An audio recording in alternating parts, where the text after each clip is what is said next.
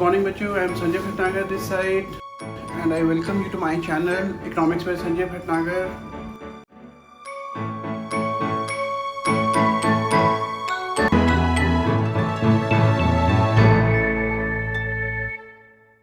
Hello बच्चों, good morning. I am Sanjay Bhatnagar this side. Welcome to my YouTube channel Economics on Tips by Sanjay Bhatnagar. उम्मीद है आपकी पढ़ाई बहुत अच्छी चल रही होगी. प्लीज़ वीडियो को देखने के बाद इसको लाइक और सब्सक्राइब जरूर करिएगा चैनल को and please share with your friends. I hope आपको और आपके जितने भी क्लासमेट्स एंड फ्रेंड्स हैं उनको ज़रूर मदद मिलेगी. मैं आज का चैप्टर स्टार्ट कर रहा हूँ. इंडियन इकोनॉमी का चैप्टर है. चैप्टर का नाम है एनवायरनमेंट एंड सस्टेनेबल डेवलपमेंट. भाई पहले तो हम एनवायरनमेंट को डिफाइन करें तो कैसे करेंगे. Environment is defined as a total planetary inheritance and totality of all resources. हमारे अर्थ पर जितने भी हमने इनहेरिट करा है, जितने भी हमने रिसोर्सेज इनहेरिट करे हैं, जिसमें हम water, air, forest, plant, trees, everything, animals, हम सब चीज़ों को इंक्लूड करते हैं. तो उसको हम एनवायरनमेंट की डेफिनेशन में इंक्लूड करेंगे. जितने भी रिसोर्सेज हैं, it includes mineral, non mineral elements, everything. हम इसका मतलब क्या है, इसको और कैसे बोल सकते हैं. It is the sum of all the external forces which surround us. हमको छोड़ के हमारे आसपास जितनी भी चीज़ें हैं वो एनवायरनमेंट का पार्ट हैं. It includes all the biotic and abiotic factors. इसमें बायोटिक और एबायोटिक फैक्टर्स दोनों को इंक्लूड किया जाता है. भाई बायोटिक फैक्टर्स क्या होता है. Includes all living elements like birds, animals, plants, forest etcetera. जितनी भी जिंदा चीज़ें जिनमें भी लाइफ है, इसमें ध्यान रखिएगा कि हम फॉरेस्ट, प्लांट्स, इनको भी इंक्लूड करते हैं. ये सारे बायोटिक एलिमेंट्स का पार्ट है. अगला आता है abiotic elements. It includes non living elements like air, water etcetera. जितनी भी ऐसी चीज़ें हैं जो कि नॉन लिविंग एलिमेंट्स हैं वो भी एनवायरनमेंट में इंक्लूड की जाती है. तो एनवायरनमेंट में हम दो चीज़ें इंक्लूड कर रहे हैं, biotic factors and abiotic factors और एबायोटिक एलिमेंट्स.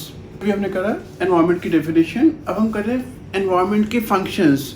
वैसे तो बहुत सारे फंक्शंस होते हैं, लेकिन हम एनवायरनमेंट के फंक्शंस को कुछ मेन पार्ट में बांट सकते हैं. जैसे कि प्रोवाइड रिसोर्सेज फॉर प्रोडक्शन. भाई जितने भी प्रोडक्शन प्रोसेस है वो बिना किसी रॉ मटेरियल के या मैन पावर के या बाकी रिसोर्सेज के बिना काम नहीं चल सकता. तो हम उन रिसोर्सेज को दो पार्ट में डिवाइड करते हैं. जैसे रिन्यूएबल सोर्सेज. कुछ ऐसे रिसोर्सेज जो रिन्यूएबल है, जो आप बार बार यूज़ करते हो, वो कभी ख़त्म नहीं होते. जैसे आप जब वाटर से एनर्जी जनरेट करते हो तो एक रिन्यूएबल सोर्स है. सोलर एनर्जी एक रिन्यूएबल सोर्स है. लेकिन अगर हम फॉसिल फ्यूल की बात करें, पेट्रोल है, कोल है, ऑयल है, तो ये non renewable sources of energy है. ये दोबारा से जनरेट नहीं हो सकते. ये मैंने आपको ऑलरेडी बता दिया, नॉन रिन्यूएबल सोर्सेज. अगला है एनवायरनमेंट एब्जॉर्ब्स वेस्टेज. भाई जब हम प्रोडक्शन करते हैं तो बहुत सारा वेस्टेज जनरेट होता है. इसी तरीके से जब हम कंजम्पशन करते हैं तो उससे भी बहुत ज़्यादा वेस्टेज जनरेट होता है. तो एनवायरनमेंट क्या करता है, भाई हम उस वेस्ट का कुछ और तो कर नहीं सकते. तो या तो हम बड़े बड़े गार्बेज डंप्स हमने बना रखे हैं, वहाँ पर हम उसको डंप करते हैं, तो एनवायरनमेंट उसको एब्जॉर्ब करता है उसको. तो अगला आता है एनवायरनमेंट सस्टेन्स लाइफ.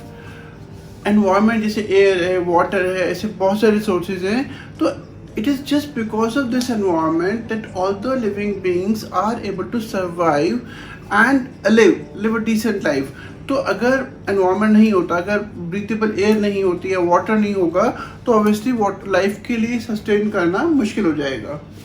अगला point, environment provides aesthetic services जैसे कि rainfall, scenic beauty, water bodies etcetera.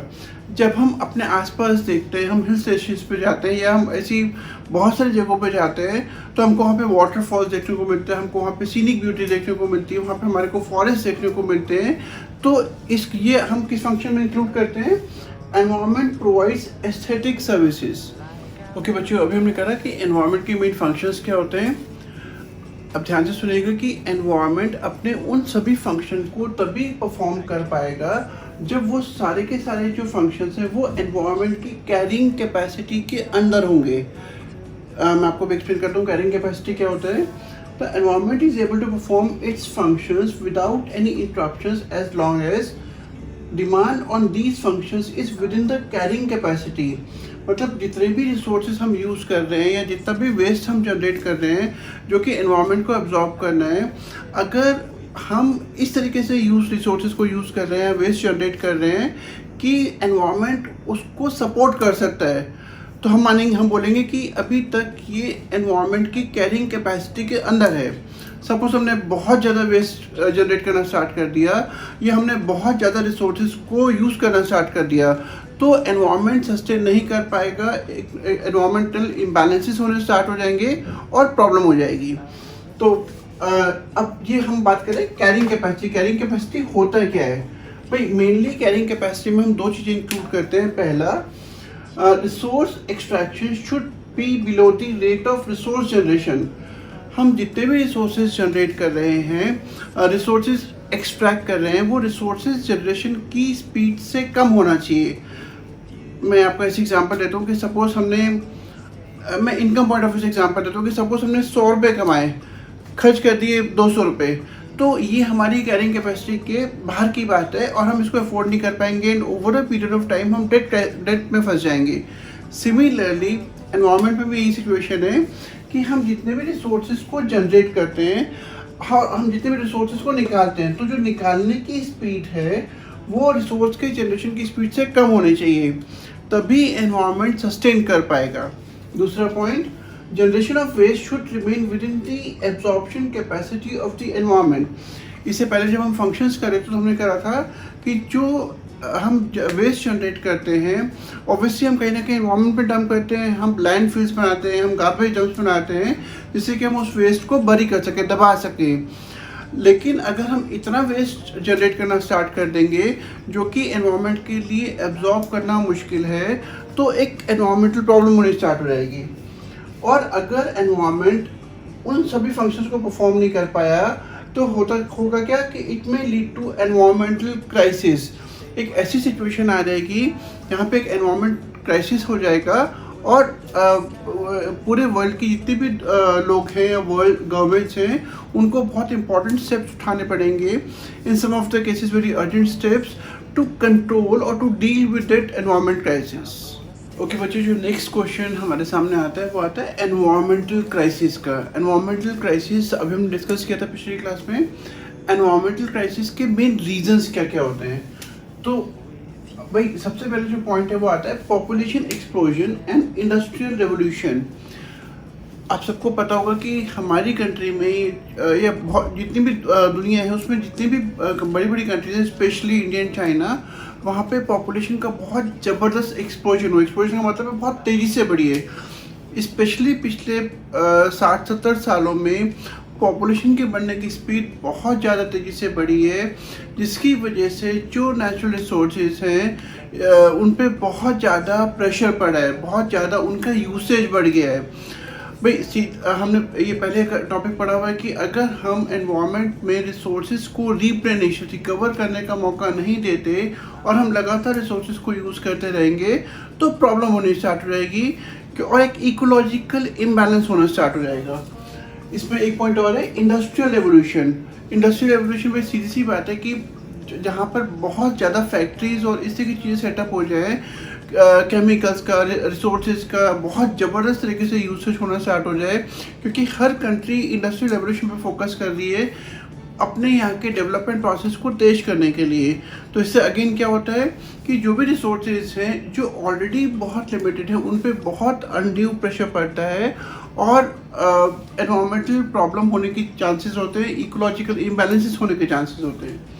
अगला point, over extraction of both renewable and non renewable sources. हमने अभी पीछे टॉपिक जो करा है उसमें एक हमने टॉपिक करा था कैरिंग कैपेसिटी, कि हम जितना भी रिसोर्सेज को एक्सट्रैक्ट कर रहे हैं, अगर वो रिसोर्स जनरेशन के प्रोसेस से ज़्यादा है, मतलब हम रिसोर्सेज यूज़ ज़्यादा कर रहे हैं और रिसोर्स जनरेशन हो कम रहा है, तो यहाँ पे भी एनवायरनमेंट पे प्रेशर बढ़ना स्टार्ट हो जाएगा। और यहाँ पे तो obviously because of industrial revolution, because to meet the increasing needs of increasing population, हम जो भी renewable and non renewable sources हैं उसका बहुत ज़्यादा यूसेज कर रहे हैं। अगेन एनवायरमेंटल पॉल्यूशन या एनवायरमेंटल क्राइसिस की जो चांसेस हैं एक्चुअली बहुत ज़्यादा बढ़ जाते हैं। अगला point, affluent consumption and production standards. यहाँ पे हम बेसिकली जो यूरोपियन कंट्रीज़ हैं, जो richer section of the society है हर कंट्री में, उनका जो कंजम्पशन का पैटर्न है वो बहुत ज़्यादा कॉस्टली है।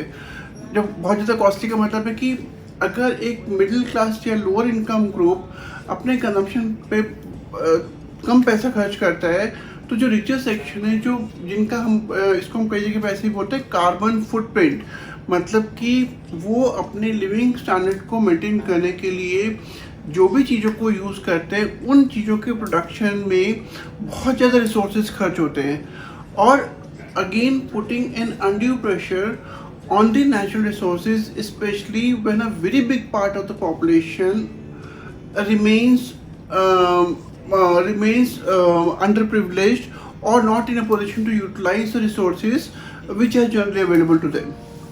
अगला point, increase in pollution, especially air and water pollution.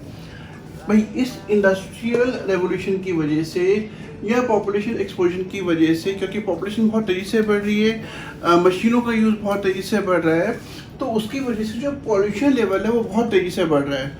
और पॉल्यूशन में भी specially air and water pollution, जिसकी वजह से बीमारियां बहुत ज़्यादा बढ़ जाती हैं, air and water borne disease बहुत ज़्यादा बढ़ जाती है, जिसकी वजह से हर कंट्री के जो मेडिकल एक्सपेंसेस है, जो वहाँ के लोग मेडिकल फैसिलिटीज़ पे पैसा खर्च करते हैं, उनके एक्सपेंसेस बढ़ जाते हैं। वहाँ के हेल्थ स्ट्रक्चर पे इसका बहुत इफेक्ट पड़ता है, प्रोडक्टिविटी कम हो जाती है, एफिशिएंसी कम हो जाती है, क्योंकि अगर किसी भी कंट्री की मैन पावर बीमार ज़्यादा रहेगी तो ऑब्वियसली वहाँ पे जो लेवल ऑफ प्रोडक्शन है, लेवल ऑफ कंजम्पशन है, वो बहुत कम हो जाएगा। अगला point, global warming and ozone depression. क्योंकि कार्बन का जो प्रोडक्शन है, स्पेशली कार्बन मोनोऑक्साइड टाइप की जो गैसेस हैं, वो बहुत ज़्यादा बढ़ गया है, जिसकी वजह से ग्लोबल वार्मिंग होनी स्टार्ट हो गई। ग्लोबल वार्मिंग बेसिकली जहाँ पे कि एनवायरनमेंट को सस्टेन करने की जो कैपेसिटी वो लगातार कम होती चली जाती है, क्योंकि अर्थ का ओवरऑल टेम्परेचर बढ़ रहा है। जब ओवरऑल टेम्परेचर बढ़ता है तो ग्लेशियर मेल्ट करते हैं, सी लेवल बढ़ता है, और बहुत सारी पॉपुलेशन जो स्पेशली नदी या समुद्र के किनारे रहती है, वहाँ पे लेवल बढ़ता है और उनको अंदर की तरफ माइग्रेट करना पड़ता है, putting lot of pressure on the resource. Okay बच्चे, जो अगला टॉपिक आता है वो आता है ग्लोबल वार्मिंग। भाई ग्लोबल वार्मिंग क्या होता है? It is the observed and projected increase in the average temperature of earth atmosphere and oceans. जो भी हम अर्थ के टेम्परेचर के बढ़ने को जो एक्सपेक्ट करते हैं, हम जो प्रोजेक्ट करते हैं कि एटमॉस्फेयर या ओशन का जो टेम्परेचर बढ़ रहा है, उसको हम ग्लोबल वार्मिंग बोलते हैं। ग्लोबल वार्मिंग के मेन कॉजेज क्या हैं? पहला है mainly due to increase in green house gas transmissions like carbon dioxide and methane etcetera due to burning of oil, coal etcetera. क्योंकि हम ऑयल, कोल और इस तरह की चीज़ें बहुत ज़्यादा यूज़ करते हैं, जिसमें कि कार्बन डाइऑक्साइड या कार्बन मोनोऑक्साइड या मीथेन टाइप की गैसेस का एमिशन होता है, जो कि एनवायरनमेंट को नुकसान पहुंचाता है, जो कि ग्लोबल वार्मिंग के लिए एक बहुत बड़ा फैक्टर माना जाता है। Second point, deforestation which increases CO2 in the atmosphere. भाई बहुत सारे पेड़ काटे जाते हैं।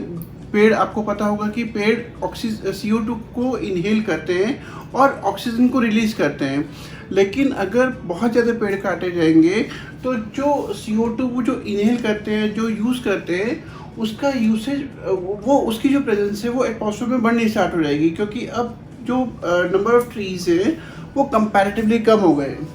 अगला point, methane gas released in animal waste. India में या बहुत सारी डेवलपिंग कंट्रीज़ में एनिमल वेस्ट को एज फ्यूल यूज़ किया जाता है, और एनिमल वेस्ट को जब ऐसा फ्यूल यूज़ करते हो आप, तो ये और भी कई जगह पे यूज़ किया जाता है, तो उसमें मीथेन गैस का प्रोडक्शन होता है जो एनवायरनमेंट को नुकसान पहुंचाता है। अगला पॉइंट, इंक्रीज कैटल प्रोडक्शन। भाई जब आप बहुत ज़्यादा कैटल को प्रोड्यूस करोगे तो क्या होगा?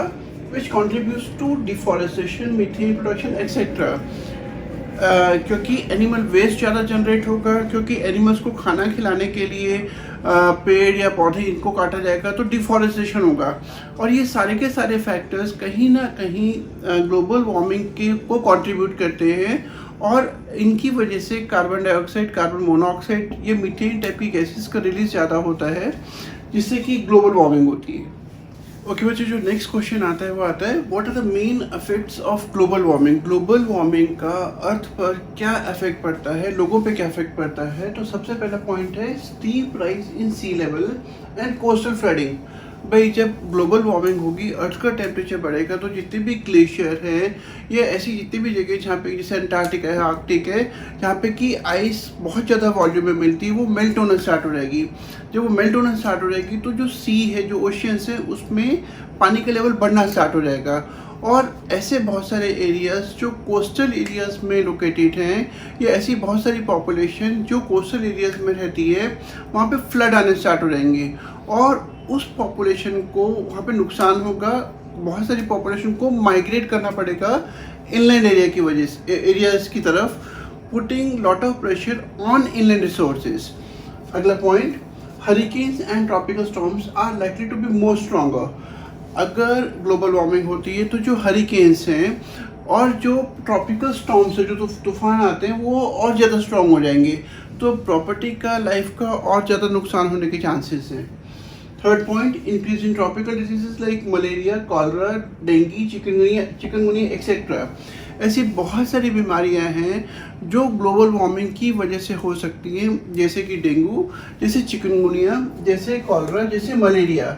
ये सारी की सारी बीमारियां ग्लोबल वार्मिंग की वजह से इनके होने के चांसेस ज़्यादा हैं। अगला point, danger of extinction of many species like polar bear etcetera. ऐसी बहुत सारी स्पीशीज़ हैं जिनके एक्सटिंक्ट होने के चांसेस हैं। अगर इस स्पीड से ग्लोबल वार्मिंग चलती रही तो आपको ऐसे बहुत सारे एनिमल्स, प्लांट्स हैं जो एक्सटिंक्ट हो जाएंगे और वो दोबारा से आपको देखने को नहीं मिलेंगे। ये सारे के सारे कुछ मेन इफेक्ट्स हैं ग्लोबल वार्मिंग के। मुझे जो नेक्स्ट टॉपिक है हमारे सामने आता है वो आता है ओजोन लेयर डिप्लीशन का।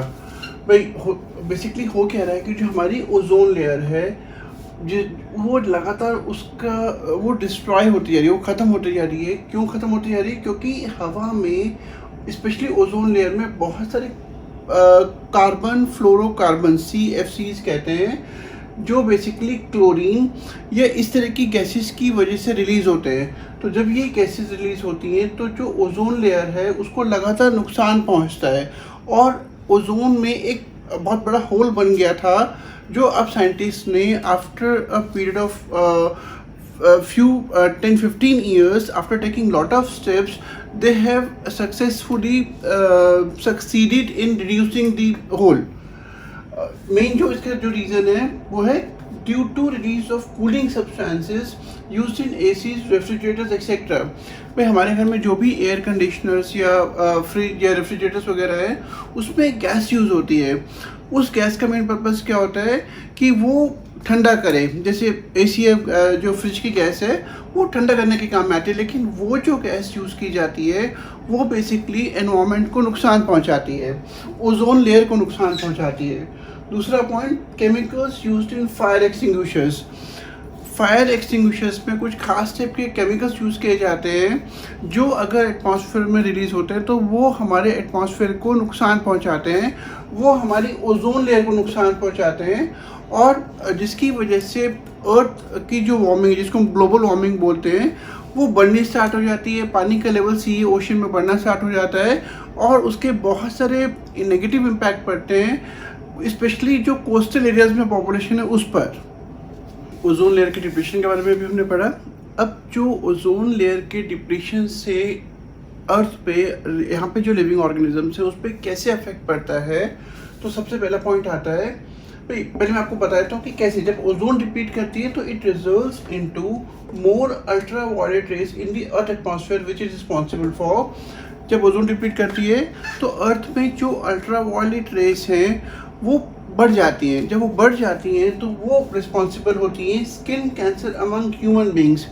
ह्यूमन बींग्स में जितनी भी स्किन कैंसर की प्रॉब्लम है वो excess of ultra violet rays की वजह से है। ज़्यादातर, नॉट ऑल, पर ज़्यादातर जो स्किन कैंसर होते हैं उनका एक बहुत बड़ा जो फैक्टर रिस्पॉन्सिबल होता है वो होता है अल्ट्रा वायलेट रेज। अगला point, lowers production of phytoplankton affecting aquatic organisms. भाई फाइटोप्लैंक्टन्स क्या होते हैं? ओशियन फ्लोर पे कुछ छोटे छोटे प्लांट्स होते हैं जो पूरी एक्वेटिक लाइफ क्या हो गई, जो पानी में रहने वाले जितने भी लिविंग ऑर्गेनिजम्स हैं उनको फीड करते हैं, और एक पूरी फूड चेन इन फाइटोप्लैंक्टन्स पे डिपेंडेंट है। फाइटोप्लैंक्टन्स क्या करते हैं? बेसिकली वो अपने आप फूड बनाते हैं और इन लिविंग ऑर्गेनिजम्स को भी फूड प्रोवाइड करते हैं। लेकिन अगर अल्ट्रा वायलेट रेज बढ़ती जाएंगी तो ये जो फाइटोप्लैंक्टन है इनका प्रोडक्शन कम होता जाएगा, और जब इनका प्रोडक्शन कम होता जाएगा तो जितने भी एक्वेटिंग एनिमल्स हैं, जो पानी में रहने वाले एनिमल्स हैं, फिशेस वगैरह, उनको नुकसान पहुंचेगा, पूरी एक्वेटिक लाइफ डिस्टर्ब हो जाएगी। अगला point, it can also affect the growth of terrestrial plants. ऐसे बहुत सारे प्लांट्स हैं जो एक्सेस अल्ट्रा वायलेट रेज को के प्रेजेंस में ग्रो नहीं कर सकते और उनकी ग्रोथ पे इसका नेगेटिव इफेक्ट आता है। ओके बच्चों, अब हम पढ़ेंगे मॉन्ट्रियल प्रोटोकॉल। भाई मॉन्ट्रियल प्रोटोकॉल बेसिकली क्या चीज़ है? It is a historical treaty signed by the members of United Nations. United nation में जितने भी मेंबर कंट्रीज़ हैं उन्होंने एक ट्रीटी साइन करी थी मॉन्ट्रियल में, इसलिए उसको मॉन्ट्रियल प्रोटोकॉल के नाम से जाना जाता है। To protect the ozone layer by phasing out CFCs। सब ने क्या डिसाइड किया था इस ट्रीटी के अंदर में कि वो किस तरीके से ओजोन लेयर को प्रोटेक्ट करेंगे।